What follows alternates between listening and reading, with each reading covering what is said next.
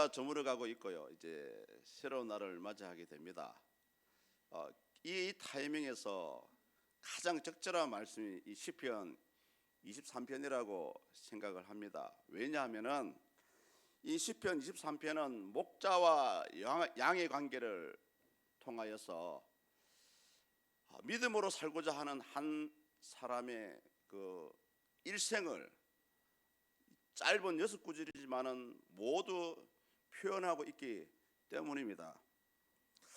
그래서 오늘 이 본문 1절과 같이 여기 계신 우리 모든 성도님들, 지난 한 해도 잘 살아왔습니다만 이후로도 여호와 하나님을 나의 목자로 모시고 살아갈 수 있기를 주 예수 이름으로 축복합니다. 사실 이 시편 23편은 다윗이 지은 시지만은 어떠한 목적으로, 어떠한 연유로, 어떤 배경을 가지고 이 시를 기록했는지는 알 수가 없습니다. 그래서 우리 신학자들은 생각하기를 다윗이 자기 일생의 후반기에 자신의 살아온 과거를 돌아보면서 매 위기 때마다 베풀어 주신 하나님의 은혜에 감사하는 그런 감사의 시로 지었지 않았나라고 추측을 하고 있습니다. 가장 먼저 다윗은 자기 일생을 이렇게 고백하죠. 여호와를 나의 목자로 삼은 삶이었다라고 고백합니다. 본문 1절을 보십시오. 당시 다윗이 고백하는 것처럼 그런 마음을 가지고 한번 다 같이 한번 읽어보시겠습니다. 여호와는 나의 목자시니 내게 부족함이 없으리로다. 아멘. 다윗이 왜 하필이면 하나님이라 하지 않고 여호와라고 했을까요? 그 이유가 있습니다. 이 여호와라는 하나님의 이름 속에는 하나님의 구원과 하나님의 언약이 들어가 있기 때문입니다. 그래서 다윗이 여호와는 나의 목자라고 한 것은 하나님은 나의 구원의 하나님이십니다. 하나님은 나의 약속을 하나님이십니다 라고 고백하기 위해서 하나님이라 부르지 않고 여호와라고 부르고 있습니다. 그런데 이 말씀을 읽어보시면 이해가 되지 않는 부분이 있습니다. 무엇입니까? 내게 부족함이 없습니다. 성도님들, 부족함이 없으십니까? 아니지 않습니까? 사람은 살아가면서 뜻하지 않는 고난과 뜻하지 않는 시련을 당하기도 합니다. 또 우리에게 필요한 것은 많지만은 늘 부족한 것이 현실이지 않습니까? 그런데 왜 다윗이 부족함이 없다라고 고백을 했을까요? 그것은 하나님께서 다윗에게 필요한 모든 것을 채워주셨기 때문이 아닙니다. 사실은 현실은 그렇지 않았죠. 다윗의 삶을 우리는 잘 알고 있습니다. 늘 다윗은 가는 곳곳마다 생명의 위험을 느꼈던 사람입니다. 다 아시다시피 사울 왕이 어찌되었든 자기의 사유였지만은 자기의 정치적인 경제자였기 때문에 어떻게 하면은 매 때마다 할 수만 있다면은 다윗을 죽이려고 쫓아다녔습니다. 그런데 실질적으로 삶이 힘들고 부족했고 결핍되었지만은 하나님께서 나와 함께 하시기 때문에 부족함이 없다라는 겁니다. 하나님께서 나와 함께 동행했기 때문에 부족함이 없었다라고 고백을 하고 있는 것입니다. 성도님들도 이 한 해 동안 잘 살아오셨습니다. 그렇지 않습니까? 그런데 사실은 눈에 보이지 않는 하나님의 도우심의 손길이 여러분의 매 순간순간마다 있었다는 사실을 혹시 알고 계시나요? 오늘 다윗은 부족함이 없다는 말이 그런 말입니다. 나는 알지 못했지만 하나님은 때를 따라서 주시는 하늘의 신령한 복과 땅의 풍성한 물질의 복을 때에 따라서 부으시고 채워주시고 또 내 사업의 길을 다른 사람을 통해서 돕게 하셨다는 그런 의미입니다. 그래서 다윗은 이 하나님과 동행하는 자신의 삶은 마치 선한 목자께서 양떼를 실만한 물가로 푸른 초장으로 인도함 같이 그런 인도함을 받았기 때문에 여호와 하나님을 나의 목자입니다라고 고백을 할 수가 있었습니다. 근데 여러분, 이 시편 23편을 보시면 그런데 문제는 뭡니까?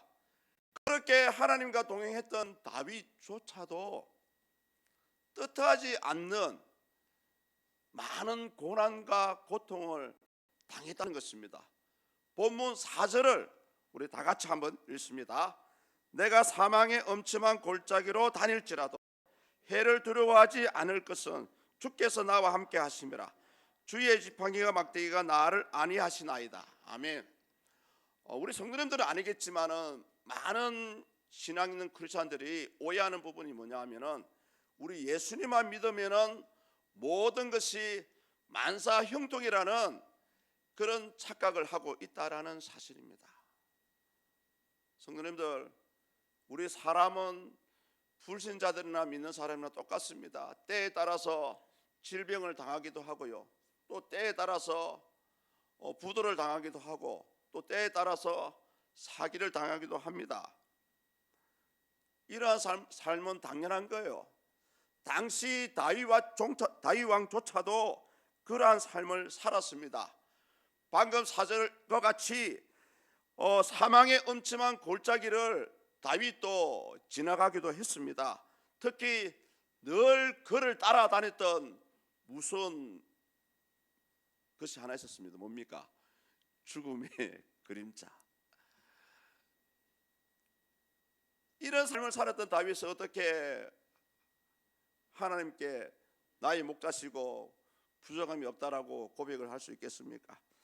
당시 실제로요, 양을 치는 목자들도 양떼를 위해서 때에 따라서는 양들을 아주 음침한 골짜기와 같은 생명을 걸어야만 하는 그런 황무지와 같은 산으로, 골짜기로 데리고 갈 때가 있다고 합니다.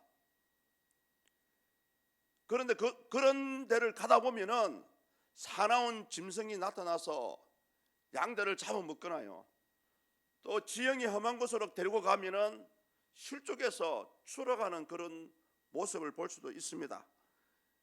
그런데 왜 그런 위험을 감수해서라도 양떼를 이끌어가냐 하면은 평지에 양이 먹을 수 있는 꼴은 한정이 되어 있습니다.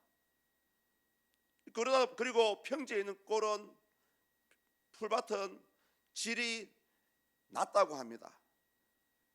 오늘 우리 양들이 풍족히 먹을 풀이 있다 할지라도 목자의 입장에서는 당장 내일을 미리 준비해야만 합니다. 그래서 양들이 먹을 수 있는 풀을 준비해야 되고요, 양들이 마음껏 마실 수 있는 실만한 물가와 같은 물을 충분히 준비를 해야 됩니다. 그러다 보니까 때에 따라서는 아주 험악한 산지로 올라간다고 합니다. 그런데 그때만큼은 비록 위험하지만은 그때만큼 목자와 그렇게 밀접되어 끈끈한 그런 춤을 나눌 시기가 없다고 합니다. 양들은 어찌되었던 짧은 다리로 목자의 뒤를 따라가기 위해서 그렇게 힘을 내어서 죽을 힘을 다해서 목자를 따라서 험악한 골짜기로 산길로 올라간다고 합니다. 이때 진정 양들이 오히려 몸이 튼튼해진다고 합니다. 짧은 두 다리가 힘을 얻고요, 짧은 두 다리가 어떠한 난간이 닥쳐도 충분히 걸어갈 수 있는 그런 다리를 얻는 시기가 바로 이 엄침한 사망의 골짜기를 걸어갈 때라고 합니다. 마치 우리 믿음의 성도님들이 삶의 고난을 당해서 그 고난을 믿음으로, 기도로, 하나님의 은혜로 통과하면서 완전한 믿음의 사람이 되는 원리와 동일합니다. 또한 목자들도 이 골짜기를 갈 때만큼은 눈을 부라리면서 어찌되었다 한 마리의 양을 놓치지 않기 위해서 정신을 못 두어서 그렇게 양들을 골짜기로 인도한다고 합니다. 비록 그 순간만큼은 너무나 힘들고 어렵지만은 다행히 그 엄청난 골짜기를 지나가고 나면은 기다리고 있는 것은 아주 양질의 풀과 쉴만한 물이 기다리고 있다라고 합니다. 오늘 여호와를 나의 목자라고 고백하는 다윗 왕도 비록 젊었을 때에는 죽음과 생존이 그의 말 고백처럼 삶과 죽음이 한 걸음 차이뿐이라고 고백하지 않았습니까? 그런 삶을 살았지만은 매 순간마다 매 고비마다 우리 하나님은 다윗을 구원하셨고요, 지켜주셨습니다. 오늘 어쩌면 이 험악한 세상을 살아가는 저와 여러분들도 과거 다윗과 같은 그러한 삶을 살아가고 있다라고 볼 수가 있습니다. 그러나 성도님들, 세상이 아무리 여러분을 힘들게 하더라도 절대 낙심하고 포기하지 마십시오. 우리 예수님께서는 저와 여러분들의 선하신 목자가 되어서 여러분들을 진짜 오늘 다윗이 고백한 것처럼 푸른 풀밭으로 쉴만한 물가로 인도해 주실 것입니다. 로마서 8장 38절과 39절에 보니까요, 이런 하나님의 사랑, 이런 예수님의 사랑을 우리에게 보여주고 있습니다. 로마서 8장 38절과 39절을 우리 화면을 보시면서 다 같이 읽습니다. 내가 확신하노니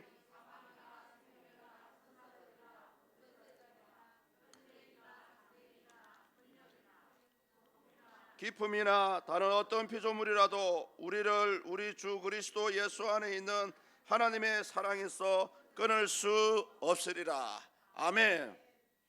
이제 마지막으로 여호와와 동행한 자신의 삶을 다윗은 6절에서 본문 6절에서 이렇게 고백합니다. 내 평생의 선하심과 인자하심이 반드시 나를 따르리니 내가 여호와의 집에 영원히 살리로다. 아멘.